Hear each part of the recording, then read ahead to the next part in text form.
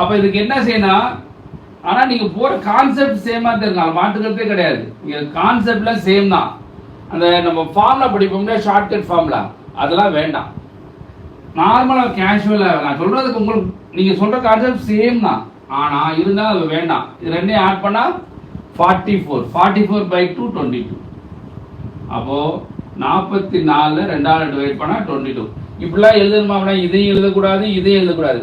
பார்த்தோம்னா நினைக்கிறேன் natural numbers அப்படின்னா ஸ்டார்ட்ஸ் ஃப்ரம் 1. அப்போ 1 × 42 44. அதில் பாதி 2ஆல கூட டிவைட் பண்ணக்கூடாது. அதில் பாதி என்ன?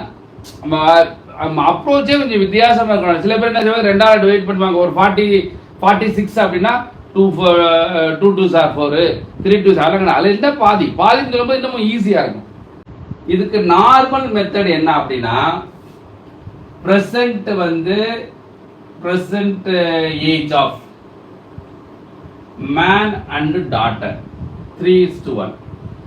நான் எக்ஸ் கான்செப்ட்ல போடுறேன், ஆனா சால்வ் பண்ண மாட்டேன், நான் வேற மாதிரி போட்டுருவேன். பட் இது மீனிங் என்ன அப்படின்னா, ஆஃப்டர் 8 years. அப்ப இவர் வந்து 3x, இது x ன்னு வச்சுக்குவோம். அப்போ 3x ஆஃப்டர் 8 yearsனா 8 ஆட் பண்ணணும். ஆட் பண்ணிட்டீங்க அப்படின்னா இவருக்கு mens age 5 years more than twice the age of his daughter அப்படின்னு சொல்றாரு. அப்ப அந்த மேனோட ஏஜ் வந்து டாட்டர் ஏஜ் இல்லையா, அதுல twice அப்படின்னு சொல்றாரு. 5 years more than twice the age of his daughter அப்படின்னு சொல்றாரு. அப்ப என்ன செய்யலாம் அப்படின்னா, எஸ் 3x 3 × 13 39. ரொம்பலாம் வேண்டாம்.